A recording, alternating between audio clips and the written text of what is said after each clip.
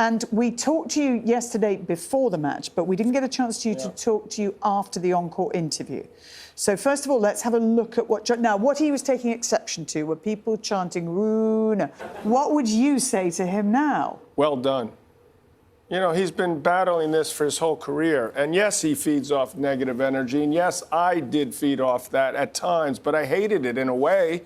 Do you want people yelling against you, you know, hoping you'll lose? And just because you're so good, they start pulling for the other guy for no reason other than you're so good. That's the reason that people go against him, in my opinion. He's like the Darth Vader compared. Well, there's two of the greatest class acts we've ever seen play tennis: Rafael Nadal and Roger Federer. Who can compare to them in terms of, you know, what they brought to the table and the way people love them? Nobody. And then this guy Djokovic has the nerve to come in and, you know, break into the party. And then win more Grand Slams than them. And yeah. Exactly. And so then, you know, it's like, how about respecting me after all this? Here's a guy that, listen, think about this. He had a surgery a month ago. The odds are, I would have said 10%, 20%, he would have even played this tournament. How, you know, he's thinking, you know, I'm helping this tournament, which he is. Why don't I get some love when I'm playing a guy who's 15 in the world who hasn't done a damn thing compared to him? And so, yes, there were maybe a handful of Danish people going Rune, and I get that people want to see a good match. We all want to see a good match.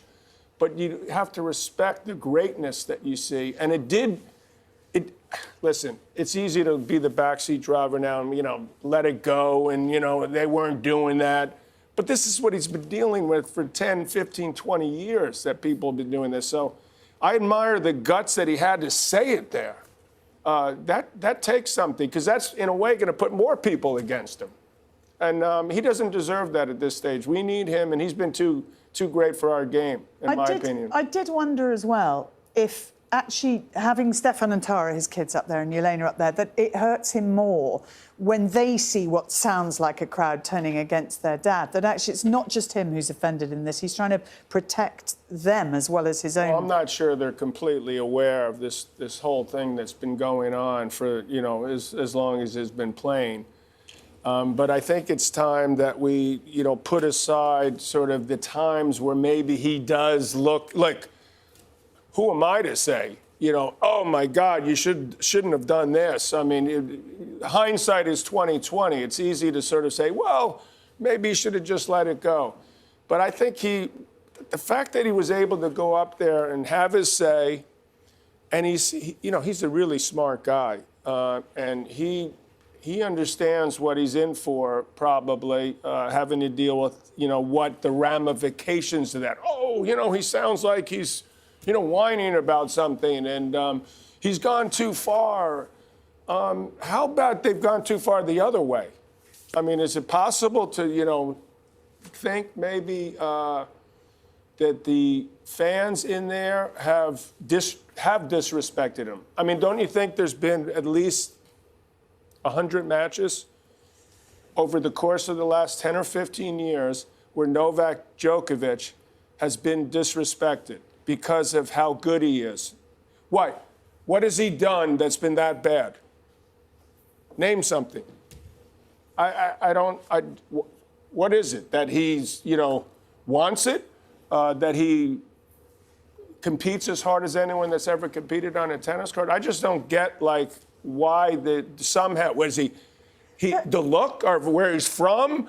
You know, I don't know what it is. I don't think it's any of that. I genuinely think, particularly here, I think it's people root for an underdog. And I think they always have done. And they love it in matches if it looks like it might be competitive. And the guy that seemingly had no chance on paper is starting to play well. And I do think that's what happened. I mean, he wasn't playing well, actually. But, you know, they were trying to encourage Rune. I genuinely, John, I get it. Yeah. And I understand what you're saying.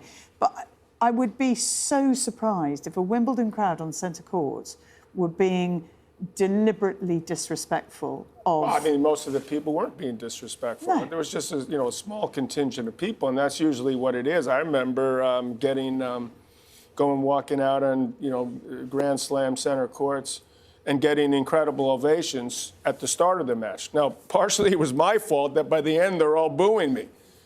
Sometimes it was because I was playing well, Yeah. and they wanted a match. I get that. That's totally understandable. But it's frustrating. I mean, I will say that they start clapping when you double fault. Or you miss an easy shot. Why the hell are they clapping there? But as much as I'd like to tell you that I was able to handle that well, Roger Federer, unbelievable player, obviously. You know, I'd in some ways argue he's still the greatest grass court player that ever lived. I'd say Rafa would be the greatest clay court player. I would say Novak would be the greatest hard court player. But no one's even close to turning lemons into lemonade and having a crowd boo you. Has Roger Federer ever had a crowd boo like that? No. Has Rafael Nadal? No. Has Carlos Alcaraz? Yannick Sinner? You could go down the list of people. He's by far and away the guy that's taken more heat than anyone. Way more than I ever did, and the worst I ever was. And that's why I would say he's the greatest that's ever played. That he's able to turn that around and still have this. You know, I don't have any papers in front of me, but there's so many records that he has right now. It's amazing. I have lots of papers in front of me, but I'm going to let you go. Thank you so much. It's a real joy but it's lovely just to hear you speak at length, and we have this opportunity because we're on air until 8 o'clock. We've got lots more to review as well, so we can let John go, and we will see Novak Djokovic in action tomorrow, and we'll see how the crowd respond, and we'll see what. Yeah, I'm looking forward to it. Exactly. Yeah. It makes it all that bit much more fun and so much more to talk about. Right.